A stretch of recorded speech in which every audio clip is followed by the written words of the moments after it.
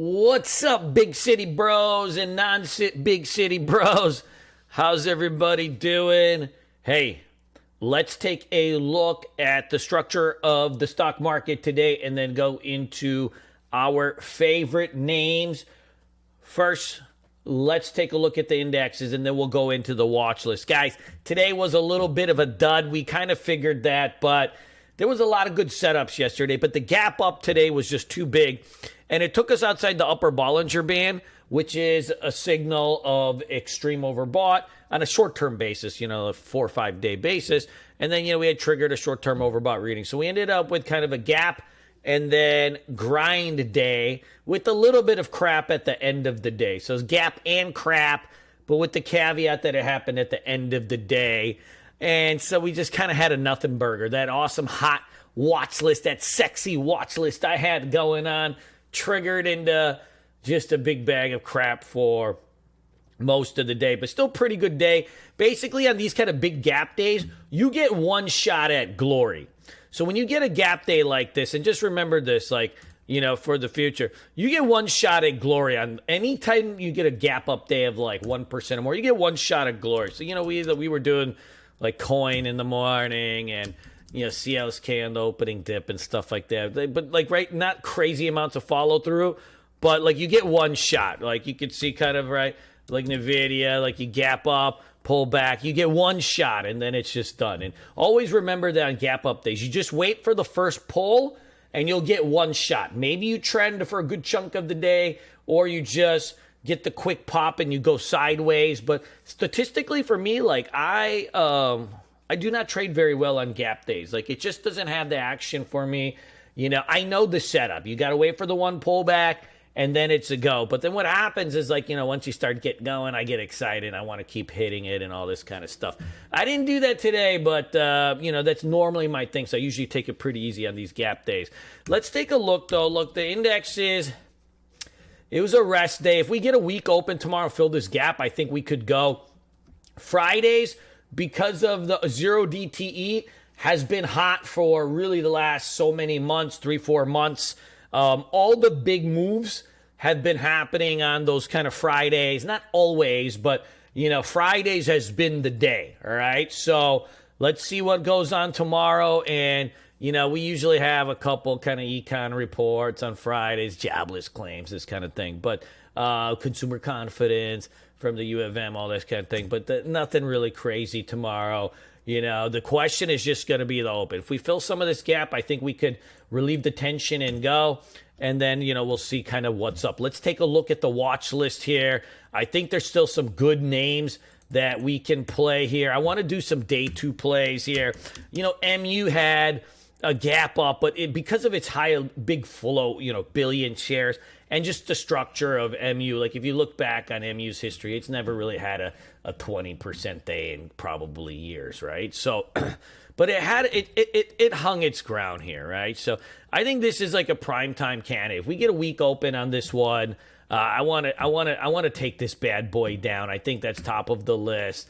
SMCI had a rebound day after this kind of 300-point pullback. It was the first sharp pullback it's had since its breakout, and probably tomorrow is the day. Most people can't trade this thing or refuse to trade it, but on 0 DTE, they love to trade this thing, and so we could get some action on this because the options will at least be cheap enough for people to trade. I'd rather just do the shares, but a majority of people are going to balk at trading $1,000 stock. Your mom's going to start charging you rent if you start trading $1,000 stocks. So you got to be careful, right? So they just do it on the 0 DTE. But I think that's a good solid kind of day two play also. Hey, this Nove had a big squeeze today on some volume today. If you need a little cheapy, I'd watch this one and see if it gets over the 20-day moving average. It is not my style. No small caps on Fridays for me. That's the drill. But I do like this one. Hey, Guess had earnings out. I know what you're thinking, Guess, what the, who cares? It's a retail. I've been anti-retail since I had hair like Bradley Cooper. But these retail stocks are going. Look at Gap. Look at this GPS, man. Just a nonstop snatch parade on this thing, right? So, and we've seen this, right? Like ANF went on this huge run after this right here, this gap was earnings. It was $28 too, just like Guess, right? And it's this huge thing. I don't know what's going on, but, these retail stocks are going. Maybe the mall is back. Who knows? I don't know the exact story behind it, but you got to love it, right? It's good to have some new things. Will it do what Gap did? I don't know, but, right, the same similar setup is there. And we got an earnings catalyst. So I want to take a piece of that. Hey, FedEx had earnings after hours. This is good for the market, by the way. And it's also starting to take out some levels of resistance here. This might be too big of a gap up unless it pulls back at the open to play. It tends to be a little bit of a slower stock, but watch it. If it dumps off, like say you come back into this, the pre-market tomorrow, we'll get a shot at this bad boy. So keep it on your watch list. FND, this one had a really nice move here. You got a nice trender on it, good ATR. It's a pretty low float, 90 million shares, $13 billion company. That's a good sweet spot for stocks, in terms of range. And then this kind of follows the same type of theme, right? A little bit of a retail type of company. So keep an eye on that. Hey, Link over here, right?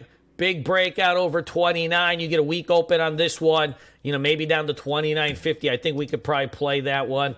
Dude, I had this William and Sonoma on my list. I didn't play it. I just kept it here for memory. Man, you never think that this type of stock could go, right? Like, who wants to pay damn $100 for kitchen knives and shit? But Americans got a lot of money. Everybody that's complaining about this or that, inflation, I get it. I feel it too, man. I don't like paying for $10 beers. But, dude, there's some subset of the population that must just be making so much damn money because this William and Sonoma, man, I can't, I dream about buying something William and Sonoma, right? I dream about being one of those people that's like, yeah, let me get those $200 butter knives, right? Let me get that $200 butter knife. Let me get that, $500 William and Sonoma blender and make myself my smoothies, whatever. Like, whatever these people are doing, they're doing it right. We need to know who's not only owning this stock, but also shopping there. I'd like to be friends with them. Hey, Lyft, we've had this on watch list last few days. It took off. Any tapbacks on this to 19, week open tapbacks, any gap up, it'll just fade off. But maybe the next couple days, if you come and retest this, let's roll with that. This DYN is ready to party just for tomorrow. You got a nice flag pattern right there. It's ready to go. Hey, Dell's starting to pick up some steam, right? This was more of a swing setup over here. You've moved about 7 points, but I think it starts to speed up. A week open on this. We want to take that bad boy. NVDL's got a spot that it just keeps getting faded off at 44. That's your NVIDIA, just the ETF for NVIDIA. Let's watch this level over here. We've got to draw it out. I mean, it's like about 44 and some change. If it can get at that's going to lead to some fun in the market. Dun, dun, dun, dun, dude. CVNA, it's had some really good range the last couple days. It kind of was sitting around in a little bit of a tight range today. Usually when I see that on CVNA, the next day, if it can take out that range, like it ends up being pretty juicy. So let's keep an eye on this one. I like it. And then W's got a nice location on this. Like this one, historically, when it gets going, it can really move. The problem is it's just a thin little noodle, but it's got a good look to it here. Like you've got boom, boom, boom, triple tapper. Let's see if that one... Dude, let's see if that one gets, going. On the other side of things, man, loving the look on Google. It's got a nice tight consolidation so far. It's not dipping down, even with that Apple news today. It just kind of back to the bottom of the range. I like the overall look of this if we get some strength in the market. Docu's got a clean level, a clean break. 59.25, it's a show and go. Like, week open, take out the 59.25. Now, the one thing with Docu is it may shred a couple bucks if it takes it out and then break back under, because a lot of these ones that have the clean range breaks, people pile into them the first candle instead of waiting for the trend to build, and so they've been dumping back a little bit. Of recent, that's a new thing, but something to kind of keep in the back of your head. I got this BZ still on watch. Gap up on earnings, right? 1, 2, 3, 4, 5, 6, 7, 8-day consolidation. Dude, it's got a nice look to it. And then let's just take a look at the crypto stocks. I think the CLSK still got some juice. I want to hit any big dips on this one tomorrow. You can see today it was like, any pullbacks was getting bought up, man. So watch this 1975 to 1950 zone. It looks like it's going to gap up a little bit, but I wouldn't worry too much about what happens post hours. Like this thing, it's got an awesome look to it. And then if that goes, then we'll come in and play Mara and all these other, right? All the other ones that are a little bit more turdy. Like the charts on Ryan and Mara are just not good. CLSK is got the cleanest one, right? It's the one that's closest to, getting in a air pocket. And so we want to definitely be a part of that one. And guys, just keep an eye on Apple tomorrow. It got dusted today. It felt like, dude, it feels like Apple's always getting sued. So, this an overreaction? I don't know, right? But if it opens down tomorrow at like 168 or something, I might even try a little bounce on this. I can't imagine that this I can't imagine that this thing is anything, man. Your Apple computers, baby. Like, you probably getting sued every day. No, I'm just kidding. Like, in the end, we just got to follow the price action. But, I've seen this kind of at Apple in the past, right? Apple, Google, Microsoft. There's never a day where they're not getting hit by antitrust from Europe, from Bhutan, from Nepal, from the state of California, wherever it is.